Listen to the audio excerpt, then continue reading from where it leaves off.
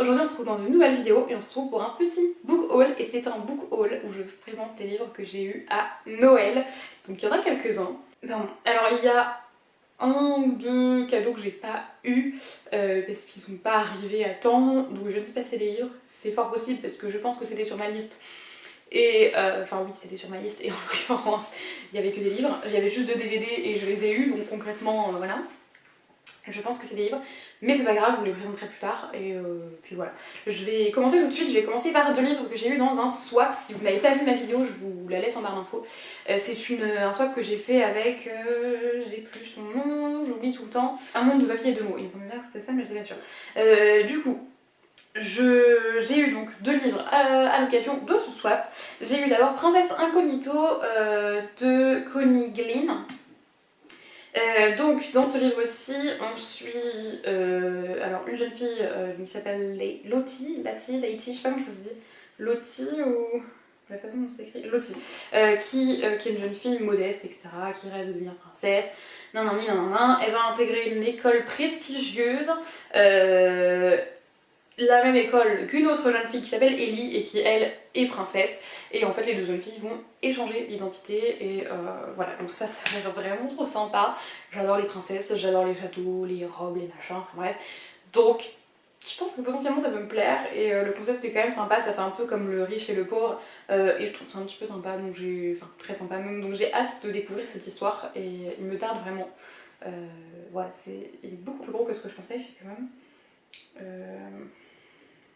plus de 500 pages, donc c'est un beau bébé, mais vraiment ça peut être une petite merveille à découvrir, je pense. Ensuite, j'ai aussi eu La ville sans vent de Éléonore de Villepoix. Alors, je ne sais plus de quoi ça parle. Je veux pas trop savoir de quoi ça parle en fait. Je veux pas trop savoir de quoi ça parle, donc en fait je vais juste pas vous lire le résumé parce que j'ai pas trop. En fait, je sais un petit peu, je crois qu'il y a des complots, etc. Enfin voilà, mais j'en sais pas plus que ça. J'en ai su plus que ça, mais je m'en rappelle plus beaucoup. Et du coup, je ne veux pas relire ce résumé parce que j'ai envie de me lancer un petit peu dedans en me disant j'ai envie de lire de l'aventure, j'ai envie de lire des complots, j'ai envie de lire un truc un peu politique, etc. Et du coup, j'ai envie de me lancer là-dedans un petit peu sans vraiment trop savoir. Je trouve que la couverture est hyper jolie avec les dorures comme ça.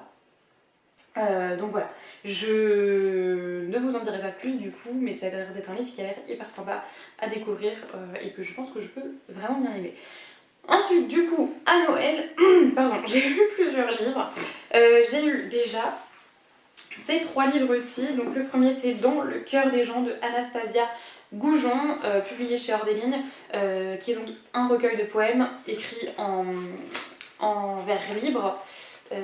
Voilà, que j'ai déjà lu, donc vous le retrouverez dans un update lecture. Je vais pas vous en dire plus parce que c'est un recueil de poèmes qui regroupe un petit peu plein de sujets. Ensuite, j'ai eu La Reine des lectrices de Alan Bennett, publié chez Folio. Ça, c'est un livre que j'avais vu en librairie qui tentait grave et que j'avais voulu acheter sur le coup. Et je me disais, non, attends, tu le demanderas à Noël. Et je l'ai eu.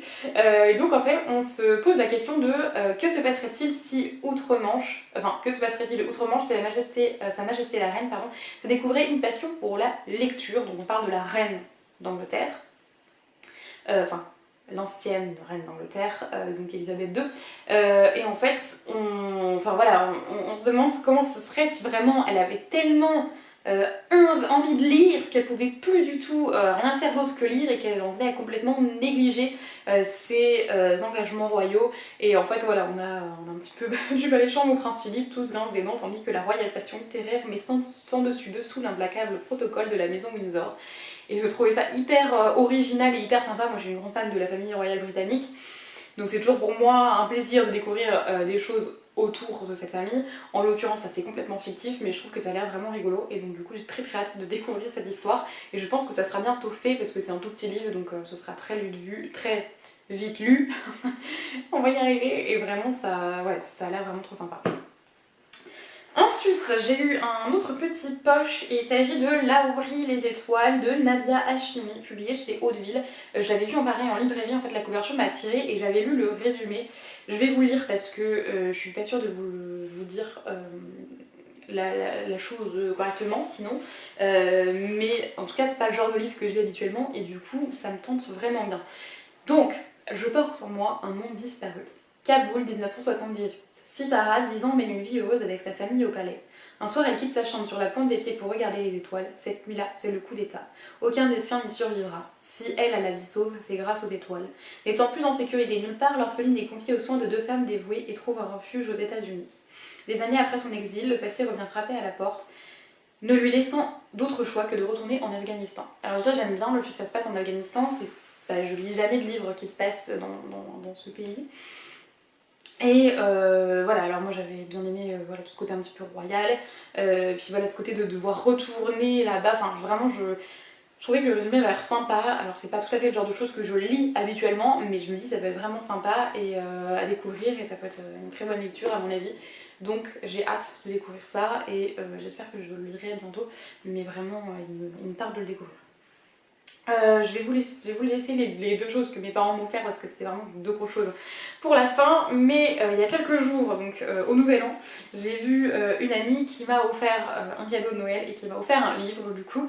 Et il s'agit des carnets de l'apothicaire. Donc c'est écrit par Natsu Hyuga. Je suis désolée, vraiment je ne sais pas comment se prononce ces noms. Illustré par Tuko Shino, j'espère que je dis ça correctement. Donc effectivement du coup à l'intérieur vous avez quelques illustrations, c'est un roman du coup publié chez Lumen, pardon. C'est un roman qu'elle m'a pris parce qu'en fait une fois je lui avais dit écoute, on était dans une librairie spécialisée en manga, BD, etc. Et je lui ai dit écoute tu me conseilles des mangas parce que j'aimerais bien en lire. Et en fait finalement j'en ai pas pris parce que je m'étais dit ouais mais c'est pas vraiment mon genre, peut-être que je vais pas les lire, peut-être que puis c'est souvent de l'argent, etc. Et puis c'est souvent des sagas à rallonge, pas tout le temps mais voilà. Et du coup je l'ai pas je n'ai pas acheté cette fois-ci. Et en fait elle m'a dit bah écoute ça à la base c'est un manga, et du coup je te l'ai pris mais version roman parce que ça a été adapté en roman, et du coup au niveau du résumé je pensais que ça allait te plaire, et effectivement au vu du résumé ça va me plaire je pense. Et je pense que c'est vraiment une de mes prochaines lectures, ce qui me fait trop envie. Donc on suit Mao qui a 17 ans, qui est formée dès son plus jeune âge par un apothicaire des bas-fonds de la capitale, et elle se fait enlever et vendre comme servante dans le quartier des femmes du palais impérial. Et pour échapper à la mort dans cette forteresse coupée du monde extérieur où complots et machinations se succèdent, la jeune fille doit cacher ses connaissances, bref, se fondre dans la masse. Mais quand les morts suspectes de princes nouveau-nés mettent la cour en émoi, la passion de Mao pour son art reprend le dessus. Etc., etc. Je vais pas vous en dire plus parce que le résumé est hyper long, on sait très bien chez Lumen comment c'est, mais j'aime bien cette histoire avec des meurtres et le fait qu'elle se fasse enlever, qu'elle se retrouve dans le palais impérial et qu'elle doit en plus fondre dans la masse, en plus il y a des palais, et donc moi j'adore. Voilà. Vous avez aussi à la fin tout un petit fascicule avec des illustrations tout en couleur, mais franchement voilà, ça a l'air hyper sympa. Alors c'est une belle pavasse, il fait quand même 600 pages. Mais ma foi, il m'a l'air hyper sympa et j'ai trop hâte de le découvrir parce que franchement, le résumé, il me tarde, et je pense que ça peut vraiment être un très bon roman. Donc j'ai trop hâte de le découvrir, je pense que vraiment ce sera une de mes prochaines lectures. Et du coup, j'ai eu 2 choses en fait qui étaient les 2 cadeaux que j'attendais le plus, vraiment le plus. Je vais commencer par le premier, et du coup c'était par mes parents. J'ai eu du coup le coffret des 3 premiers livres de Anne de Green Gables, donc écrit par Lucy Maud Montgomery. Voilà. Il est trop joli. Il est magnifique. Je vais vous le défaire pour pouvoir vous montrer les romans qui sont à l'intérieur, mais c'est juste magnifique. Donc on a le premier tome, donc Anne de Green Gables. Le deuxième, Anne d'Avonlea. Et le troisième, il est tellement beau. Anne de Reitmond, je sais pas comment ça se dit, bref, mais ils sont sublimissimes ces livres. En fait, du coup, on suit Anne, c'est marqué ici de ses 11 à ses 22 ans. Et en fait, on a aussi des petites choses à l'intérieur, des petites cartes en fait, comme ceci, qui sont des petites cartes postales en fait, tout simplement. Et vous avez aussi tout un genre de petit journal en fait. Voilà, qui est vraiment un journal à part entière que vous pouvez, tout ouvrir et tout lire. Et je trouve ça trop stylé. Voilà, et ces coffrets j'ai trouvé magnifiques, donc il y a le même mais avec le tome 4, 5 et 6.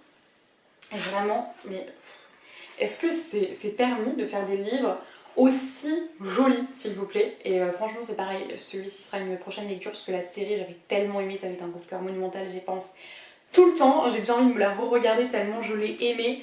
Donc concrètement ça va faire partie de mes prochaines lectures parce que vraiment puis elles sont magnifiques les livres quoi, c'est pas permis de faire des livres aussi jolis.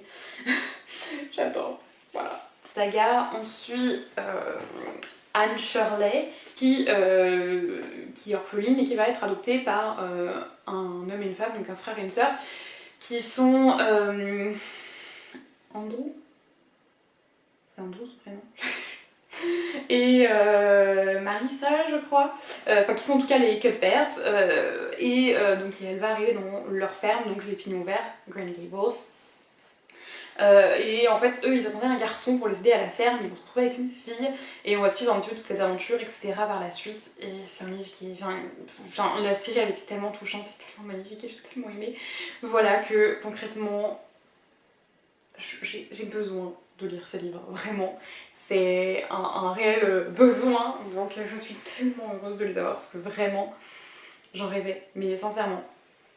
Donc je suis trop contente de les avoir. Et du coup j'ai un dernier livre, et pas des moindres, à vous présenter, c'est une brique énorme. Il s'agit de Harry Potter et l'Ordre du Phénix, du coup en version illustrée. Chaque fois je les ai à Noël quand un nouveau tome sort. Je vais vous montrer quelques illustrations sans l'abîmer. Donc je vais enlever la jaquette parce que sinon on est mal, c'est sûr que je vais l'abîmer. Alors...